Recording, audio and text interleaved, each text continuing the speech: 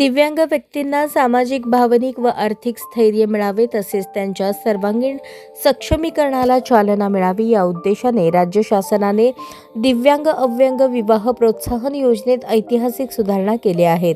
या सुधारणेअंतर्गत योजनेतील अनुदानाच्या रकमेत लक्षणीय वाढ करण्यात आली असून दिव्यांग विवाह हा नवा घटक प्रथमच योजनेत समाविष्ट करण्यात आला आहे.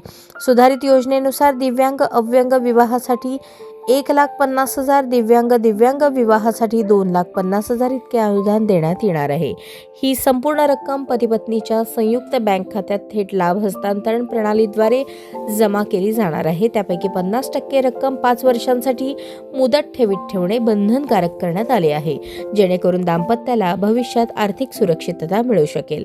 दिव्यांग व्यक्तींच्या आयुष्यात विवाहातून मिळणारे भावनिक, मानसिक आणि सामाजिक स्थैर्य अत्यंत महत्त्वाचे असते. ही बाब लक्षात घेऊन शासनाने अनुदानात वाढ करण्याचा निर्णय घेतला आहे. हा निर्णय सामाजिक समता, सर्वसमावेशकता आणि भेदभावमुक्त समाज निर्मितीच्या दिशेने एक महत्त्वाचे पाऊल मानले जात आहे. तसेच भारतीय संविधानातील न्याय, स्वातंत्र्य, समानता, बंधुता आणि प्रतिष्ठा या मूल्यांना बळकटी देणारा हा निर्णय आहे. योजनेचा लाभ घेण्यासाठी काही अटी निश्चित करण्यात आल्या आहेत. यामध्ये वधू किंवा वर यांच्याकडे किमान 40% किंवा त्यापेक्षा अधिक दिव्यांगत्वाचे UDID प्रमाणपत्र असणे आवश्यक आहे. विवाह कायदेशीररित्या नोंदणीकृत असावा.